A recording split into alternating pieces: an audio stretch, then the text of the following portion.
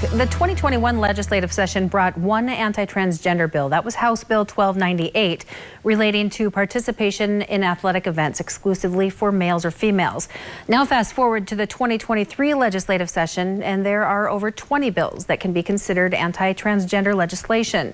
New this morning, I share what some feel the ramifications of these bills could be if they were to pass. The fact that we have this barrage of bills all of a sudden is really, I think, a testament of legislators being reactive to the fact that we have family members who are transgender and that we love and we care a lot about. And so it's unfortunate that, when we ask the question, have you visited with a transgender individual about how these bills impact them, or even their healthcare provider, the answer commonly is no, because they aren't interested in hearing the facts that come along with this conversation. Some of the bills Representative Josh Boucher is referring to include House Bill 1249, which bans transgender individuals in sports at the high school level, and that passed in the House.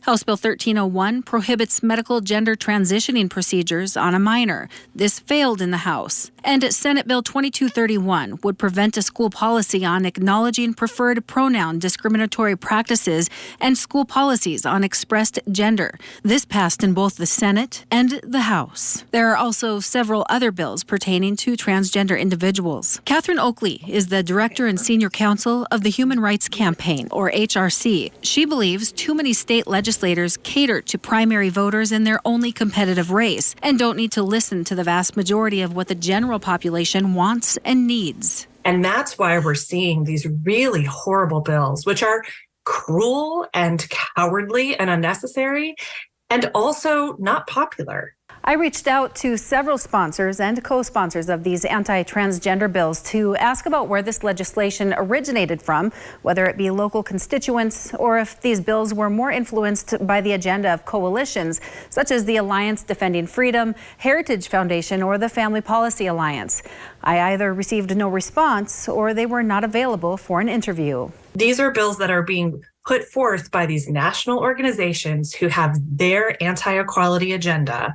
These are not bubbling up because of real issues that are happening. It is very much top down with legislators who are controlled by or influenced by these very, very powerful organizations. Parents of transgender individuals reached out to KX with a number of concerns when it comes to legislators interfering with medical decisions. Oakley says the vast majority of medical professionals agree that it's crucial for transgender kids to have treatment options, but these coalitions are using medical professionals who are willing to go against what the vast majority of medical professionals believe and presenting it to state legislators. There's a very small group of people who are willing to put their reputations on the line for this, and that's because they're driven by ideology and not by science, and certainly not by best interests of these children who are truly being irreversibly harmed by these laws. Some constituents are also concerned sponsors of anti-transgender legislation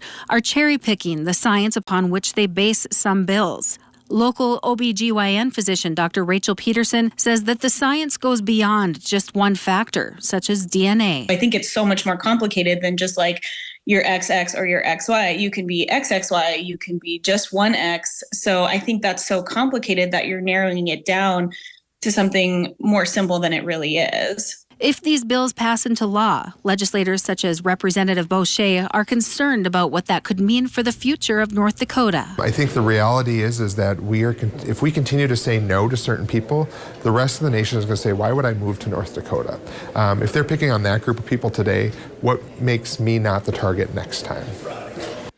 Now, tomorrow we will dive deeper into the science and potential impacts of these bills on a transgender individual's mental and physical health.